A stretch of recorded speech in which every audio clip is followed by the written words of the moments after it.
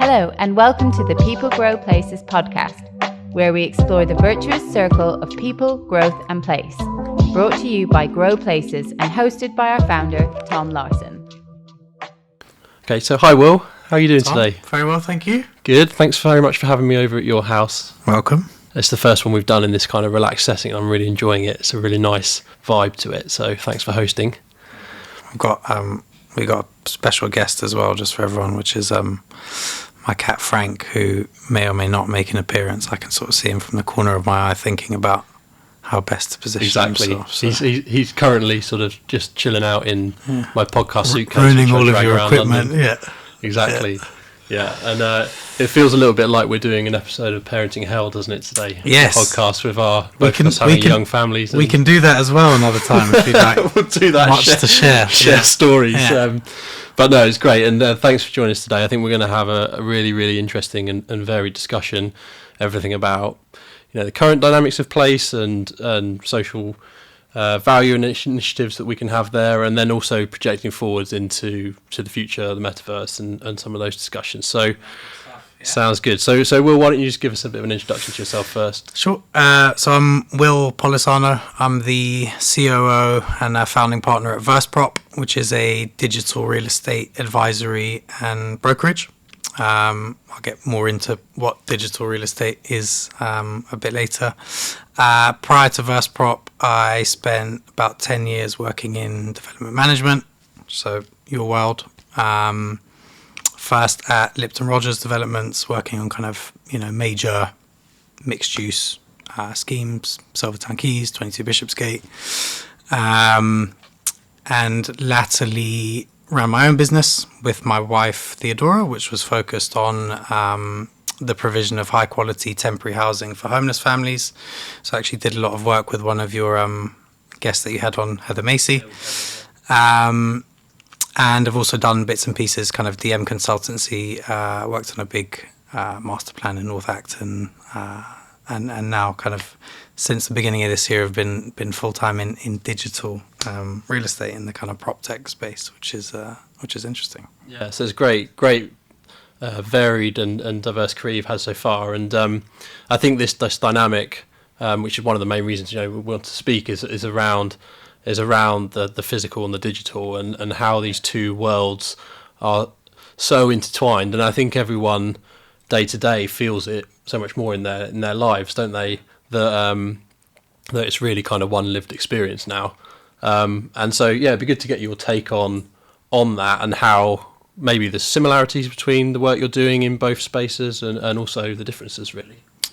Yes, I think the kind of like the physical world and the digital world have been converging for most of at least our lifetimes, right? Yeah. I mean, if you go back to things like The Sims, yes, right? Yeah. You're kind of you're living in a in an alternative reality that kind of is designed to mirror our world. Mm-hmm. So we're quite used to kind of playing the physical in the digital space. Mm-hmm. The gaming industry has been doing this for a long time, right? The kind of the most popular games, whether they mirror something that could be reality or not, the most popular games have been the ones that kind of give the most realistic sense of experience, right? So I think it's, this is leading and will lead to a conversation kind of about, 3D worlds and the quote unquote metaverse.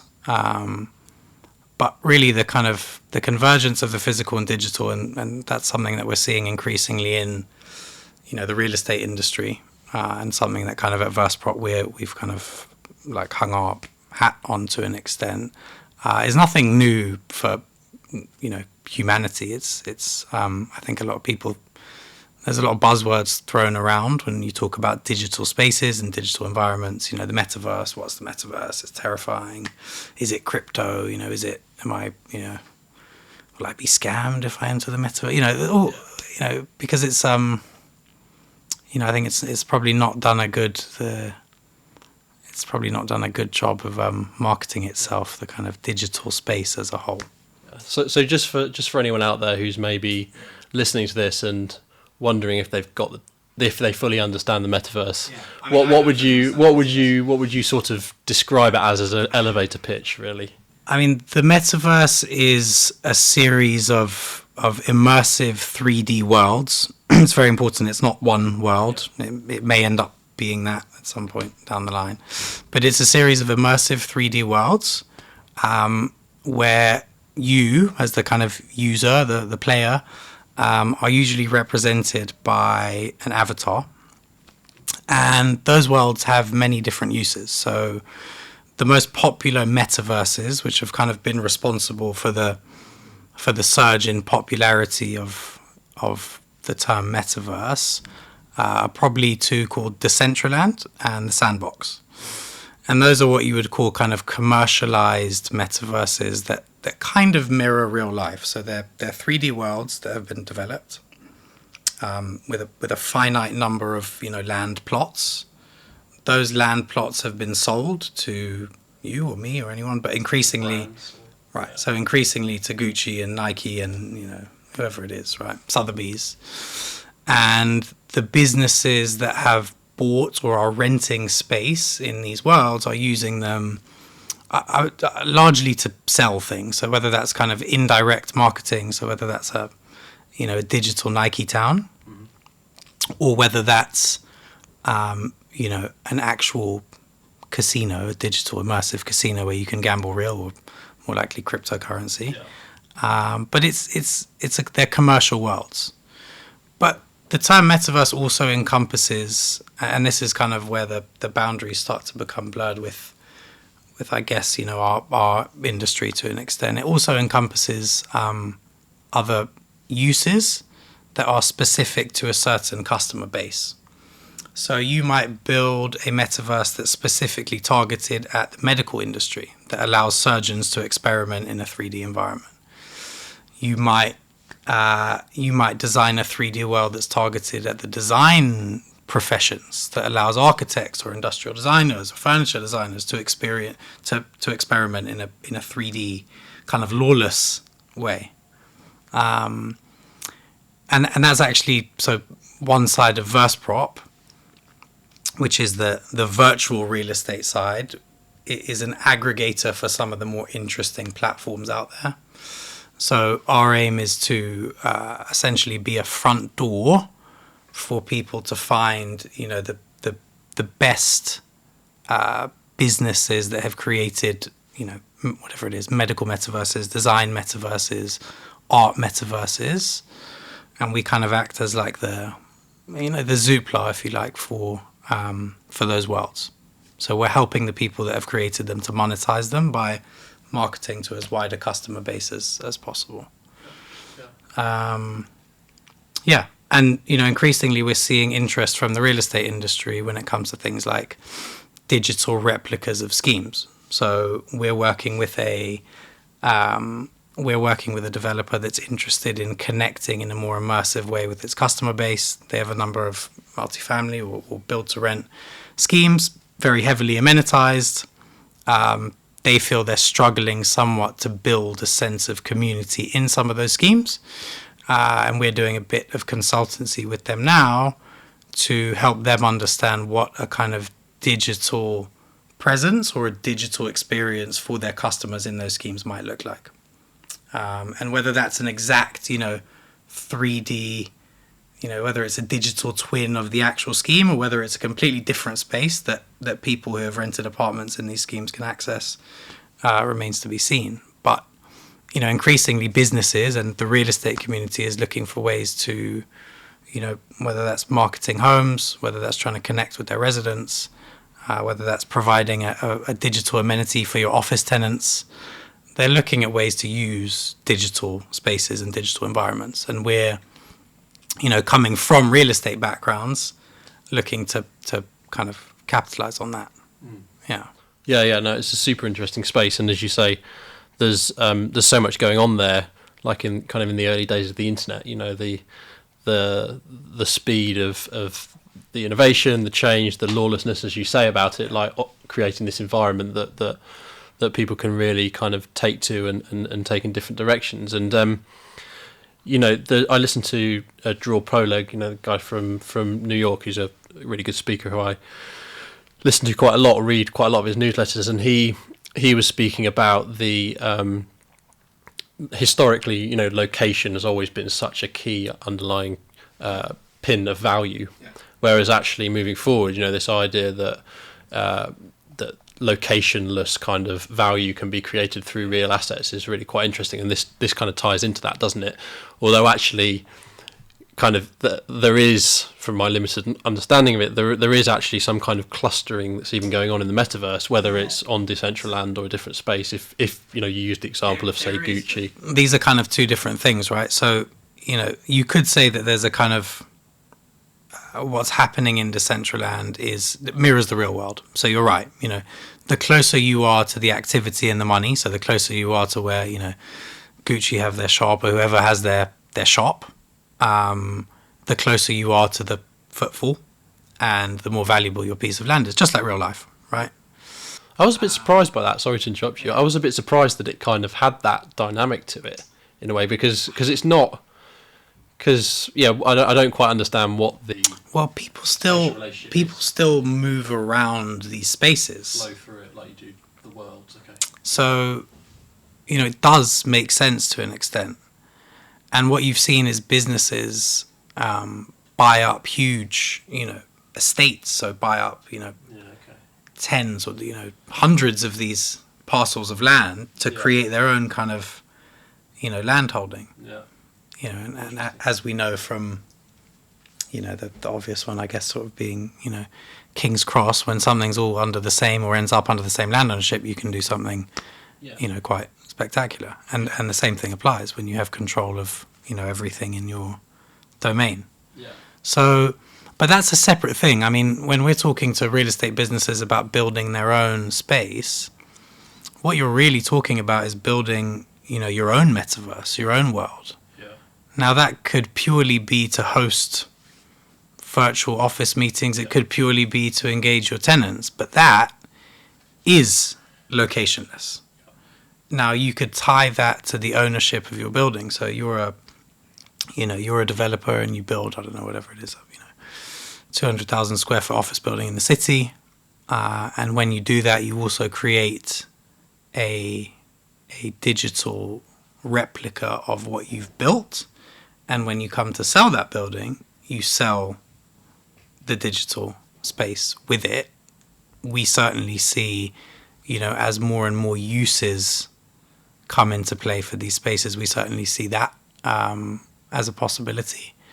So, you might be, I don't know, British Land, and you might create the British Land metaverse. Yeah. And then it just kind of sits across your entire portfolio as a space for your, whatever it is, your tenants, your investors, or, whoever it is. Yeah, you can definitely see that, can't you? So they're kind of two different things. That's why, I'm keen to kind of separate these commercialized metaverses and kind of digital, spaces that you or I could build. Yeah, I think that's a really good distinction to make, actually. Yeah, because I don't think that's necessarily how a lot of people think of it. I think they naturally go to probably to more of the kind of the Sims type world example. And when you break it down, it's not complicated. Yeah. It's it's just the use of it's just taking the internet a bit further. Yeah, really, right? Exactly. And particularly, with work from home, with some of these other trends, you can definitely see on the scale from almost the tenant's demise to the building scale to the neighbourhood scale, there being different iterations of this, and companies leading that in some way to create that experience for their people.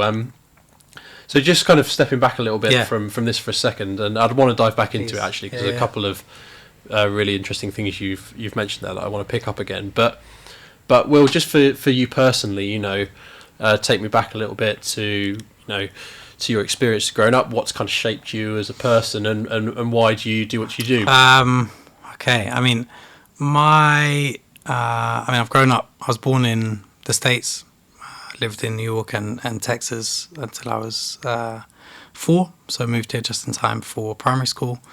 But I've grown up here in West London, very much my home, family and friends all here, and have always kind of approached. So, my dad is an architect. My uncle works in construction management. So I've been around the built environment indirectly most of my life, but I wouldn't actually say it had, at least not consciously, that much of an influence on my sort of choice to go into the built environment as a profession. I've always been interested, and this probably speaks, to our conversations, in the kind of anthropological side of cities, right? So the kind of people and how they interact, and a huge part of development and why I love it is the ability to kind of shape how people interact with each other. So in London we have very we have a very wide and diverse mix of communities that don't always get the opportunity to speak to each other. And I think, that's like integral to any successful place, any successful city, right? Is actually being able to create spaces, create places, create shops, create restaurants that are open to as wide, a segment of the population as possible. And we have a lot of good examples here in Ladbroke Grove, kind of places that, despite all the gentrification and despite all the wealth, have managed to kind of maintain a good mixture for people across the community. So my interest never really came from buildings and architecture. It came from places, from a kind of anthropological or social level. So I had the wonderful blessing of being able to work on some of London's kind of biggest schemes, and actually have the opportunity to shape some of the places that I've been walking around my entire life. So that's how that's where my interest in real estate comes from. I've always worked in development management, so I don't come from a surveyor background. I don't come from a design background like you. This is what I've always kind of done. I started as an assistant DM and moved from there. And within that time, I've always tried to kind of be careful not to pigeonhole myself and not say, okay, well, I'm just a development manager that's going to do city offices for the next 50 years or going to do, high-end resi for the next 60 years. And that's kind of, that, I guess, openness has led me to meet all kinds of different weird and wonderful people, and has led into some of the other things that I've done, and ultimately into, working with VerseProp, which is the kind of weirdest thing I've done. But, Drum, which was our, temporary accommodation platform, was, built from mine and my wife's shared desire to try and do something positive within our own kind of city. So I don't know, my interest in the built environment is very diverse. It's not one thing, and I'm keen that it is never one thing. I'd like to look back on my career in, I don't know how long it's going to be, but say 50 years from now, and be able to point to a whole host of different cool, interesting things that I've done with a very wide variety of different people. Which might make it very hard for me to get a traditional job if I ever need to go back and do that, but that's another story.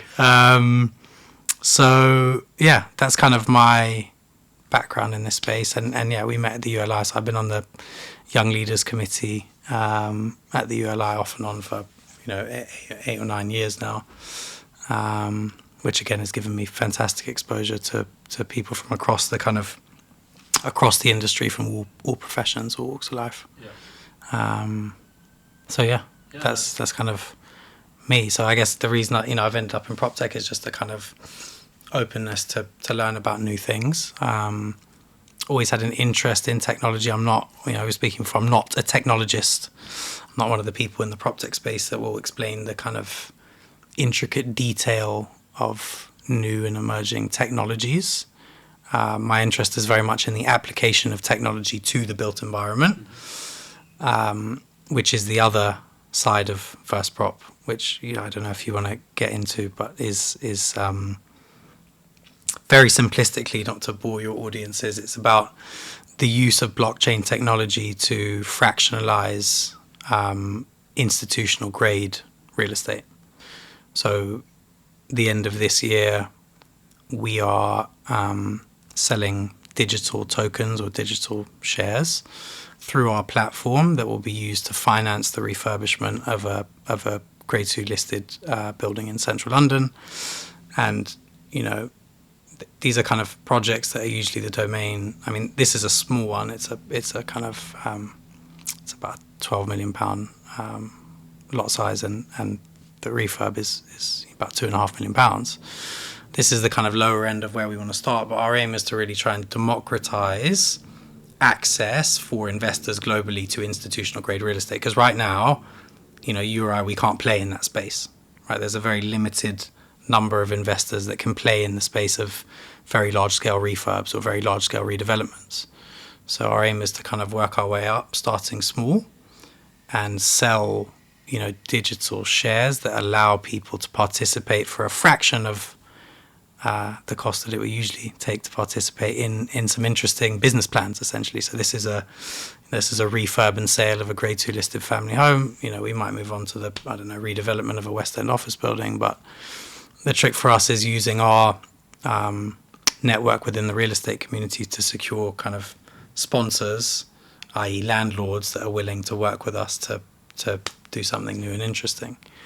And then, of course, you have to make sure that you sell the tokens as well. But actually, we see that as being slightly less of an issue than kind of making sure we have access to very high quality real estate. The process of actually going about it. Yeah, no, I do find that really interesting, and it's also really interesting when you add local people into that as well as other organisations, and because there are examples, aren't there, of kind of like community REITs or other type things like that, which actually begin community to land trusts. That. Yeah, exactly. Absolutely. Which is really quite interesting. So the beauty of kind of fractionalization and breaking something, I mean, the thing with real estate is it's extraordinarily illiquid, especially when you get into the kind of higher spheres, right? Yeah.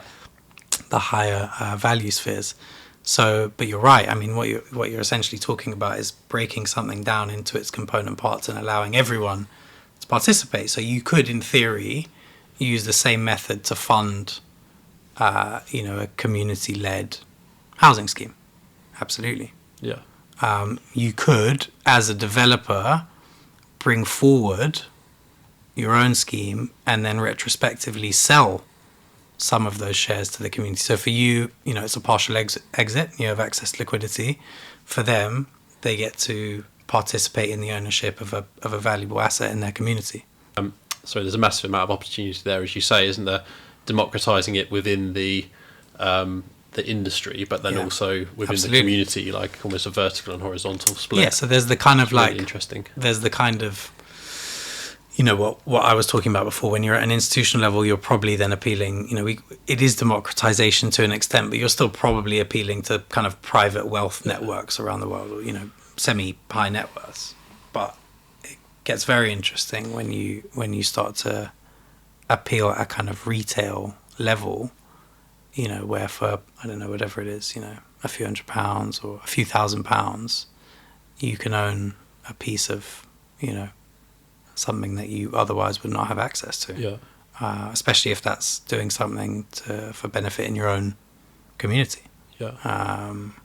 So do you have a view on ownership as a theme then more broadly? Because as you say, there are different schools of thought on this, but ownership as a theme more broadly. So it's interesting because Web3, which is this term that's been used to label this kind of current iteration or the next iteration of the internet, which is metaverse and crypto and blockchain, and is so they say Web 1, the early iterations of the internet were kind of read only, and then we had Web 2, which is what we're now moving out of, which was kind of read and write, and this is read, write, and own, right? So started, the kind of decentralized philosophies. Everyone owns their own data, their own, right? Yeah.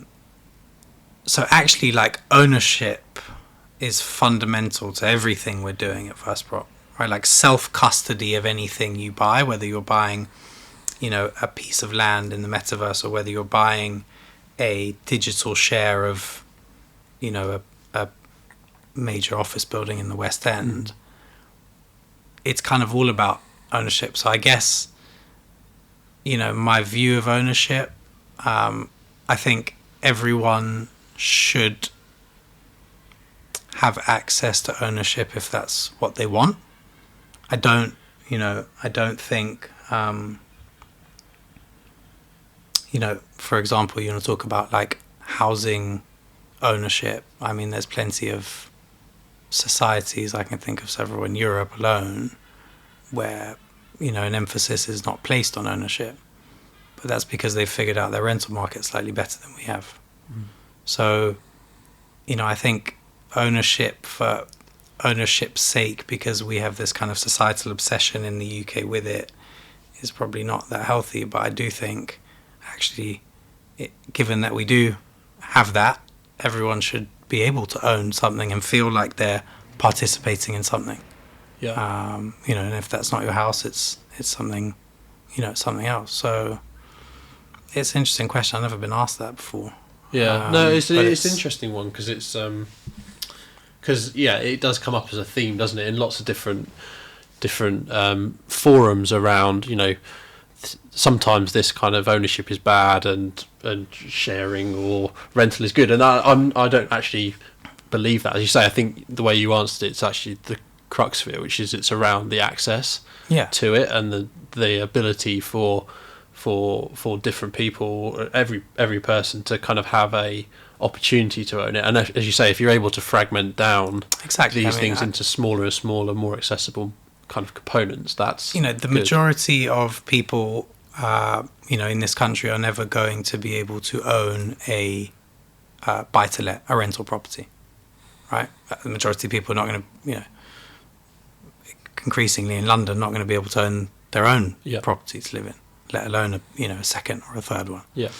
So if you, as you say, can open up access to wider segments of the population to be able to benefit from the real estate industry, benefit from whether that's residential or commercial, whatever, that's, through ownership, through fragmented ownership, that has to be, a good thing. At least offering them the right to, whether they want to. Up. Exactly. Yeah, no, I agree. And I do think, the blockchain and those types of technologies really do offer a new opportunity for that. But as you say, there's theory and practice, isn't there? And now there has to be those businesses, those models built on top of this technology that actually enable that. And I guess that's kind of the space that you're in. The problem, I mean, everyone hears this a lot, but our industry is not that historically open to change, not that open to the adoption of new technologies. Most people, I think, probably take an approach of, if it's not broken, why are you trying to fix it? Why are you talking to me about it? Yeah. Or even if it is broken, it's not broken for me. So. Yeah, exactly. Yeah. So, for us, increasingly, like, the more we talk about these technologies and how they can actually have a tangible benefit for our industry, and listen, to do that, it's not just about a tangible benefit for like society. You actually have to convince major major investors, developers, providers of debt, that these technologies can actually benefit them in the long term. Yeah, because otherwise it's just a closed door. Yeah, it's a win for both. Exactly. That's what you want to get to. That's how it's that's how it's gonna ultimately happen. Yeah. So we do a lot of kind of try and do a lot of, I guess, education, a lot of introductions to businesses, not necessarily thinking or hoping anything's going to come from that, but just to try and let people know what's guess, happening outside of our, real estate bubble when it comes to new technologies and how those can be applied to our industry. Yeah. So, yeah. And as you say, there's going to be so many use cases for this, and I think, the thing that I really, see in you, and you've expressed it today, is that, if there's ways that you can basically lean into the future, but do it in a way that hopefully impacts more people's lives and gives more people more access to improve some or all aspects of their life, that's a really good way to direct that energy. Yeah. Yeah. Absolutely. Yeah. It's great. So, Will, we have a little tradition on the end of this podcast, which is where our previous guests will write down a question, not knowing who the next guest is, and then I'll ask you after this to write one down. So, question is, what does the world need the most right now? Balance. Yeah, balance. I'd say the most frustrating, this is nothing to do with real estate, by the way, but the most frustrating thing for me, and I see it even amongst my friend groups, is the inability for people to actually just have a conversation without someone getting offended, the other person getting angry, someone getting angry that you were offended or offended that you were angry. We have kind of no balance. We have very little balance in our, increasingly little balance in our politics in so-called, democratic countries. We have increasingly little balance in our press, and I think that all of that filters down to a micro level where, people are unable to have nuanced views and conversations about anything, and everyone feels like they have to assume a position. But what I'm kind of hoping is that we're in a kind of, a period of the world where there's a lot of things moving, the world's changing very, very fast. And I'm hoping this is kind of a pendulum effect where we actually swing back to a kind of more, balanced, centralized pendulum eventually, where we can actually have interesting conversations without someone running away or someone biting the other person's head off, because it's boring, isn't it, when you feel like you can't open your mouth without kind of without having some kind of conflictual situation arising from it. So I think for me, balance, bit more nuance, a bit more grey, tolerance, less black and white. Bit more tolerance would be nice. A bit more sort of kindness in general would be nice, wouldn't it?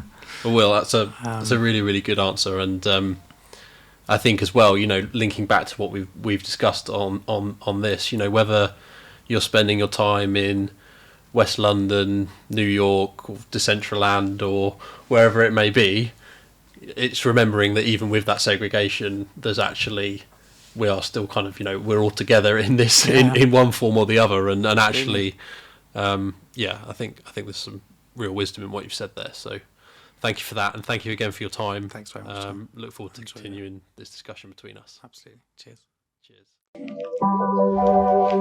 Thank you for listening to the People Grow Places podcast. For more information, visit growplaces.com and follow us at We Grow Places across all social channels. See you next time.